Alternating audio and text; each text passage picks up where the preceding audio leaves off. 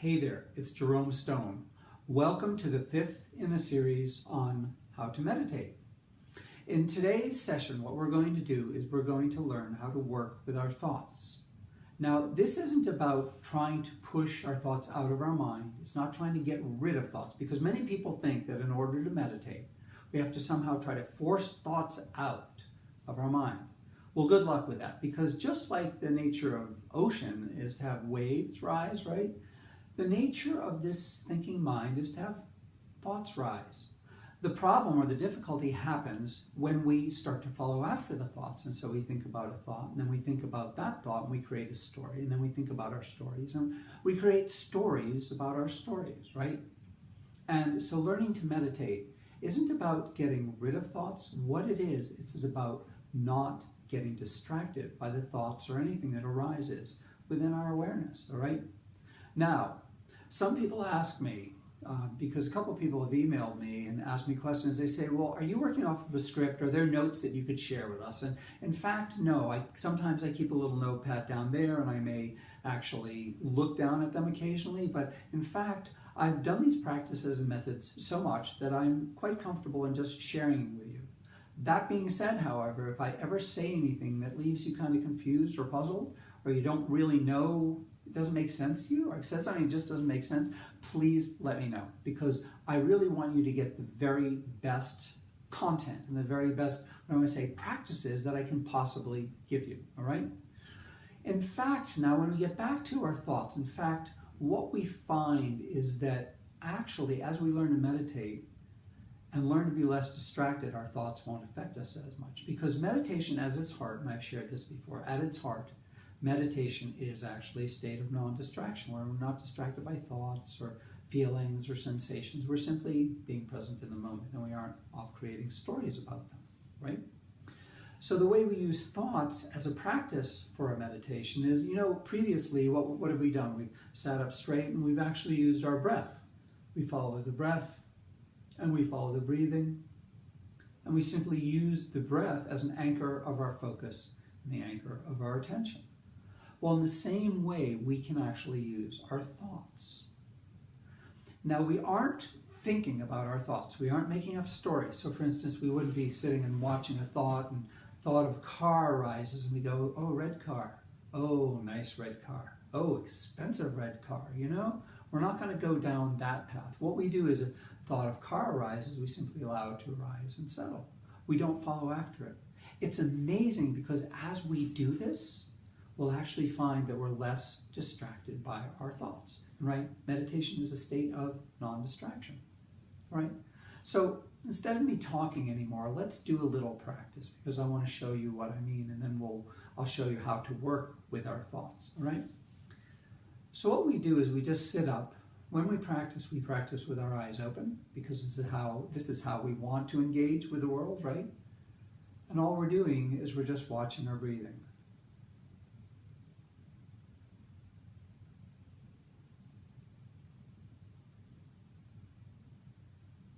We're simply riding the breath with our mind.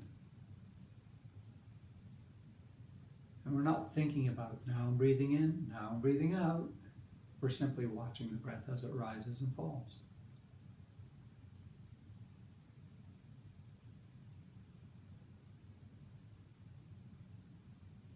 And what you may notice happens when you're doing this is that your thoughts rise and you follow after the thought, and pretty soon you aren't following the breath anymore. You're lost in a story thinking about, cooking or shopping or balancing your checkbook or work or playing or bicycling or whatever.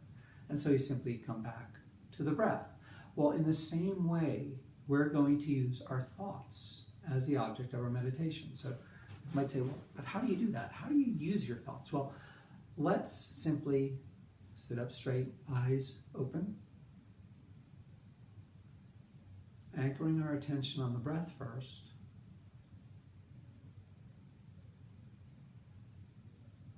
and then shift our focus to the thoughts in our mind without creating them, but simply watching them as they arise.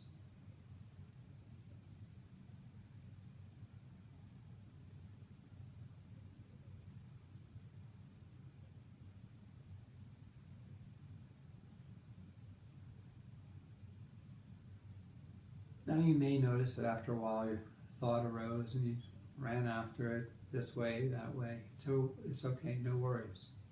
Simply come back to watching. If you need to, you can come back and anchor your attention in the breathing, or come back to watching your thoughts.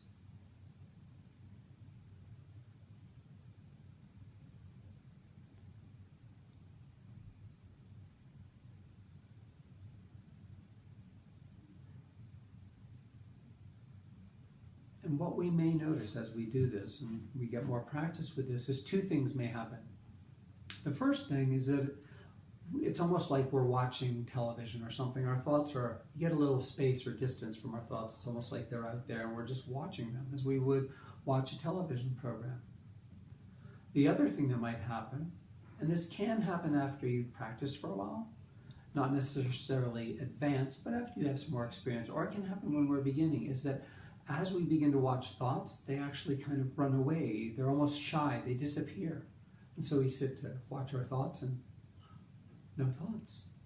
Now again, we're not pushing them away, but what we're doing is we're just allowing stillness to come to our mind, and it's really a natural process. All right. What I would encourage you to do in working with your thoughts is, what you'll find is that I have a link to an MP3 track that you can download that I'll have within the email that accompanies this, this video, and that just practice working with your thoughts. Now, why this matters so much?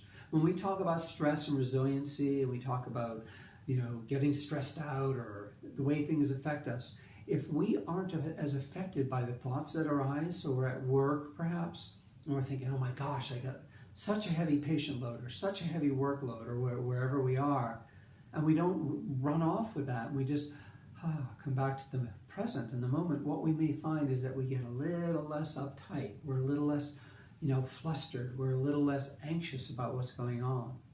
It's very powerful, actually, to learn to work with our thoughts and to not follow after them. And so I would really encourage you to use this practice, use this video, and also use the resources that I have available to you to work with your thoughts. Because what you'll find is pretty soon it's almost like you're liberated from the thoughts. They don't control you as much. You don't become as distracted. You don't follow after them as much. And that can be a real wonderful feeling. Again, not trying to get rid of them, simply allowing them to rise and settle. Alrighty.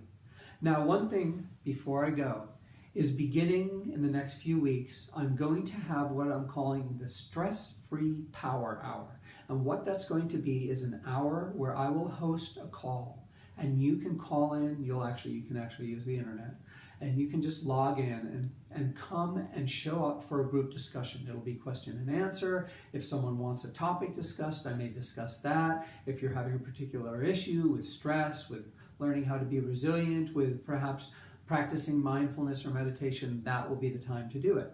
And I'll be posting it and I'll be sending it out in the email. So keep your eyes open for that. In the meantime, have a wonderful, mindful week.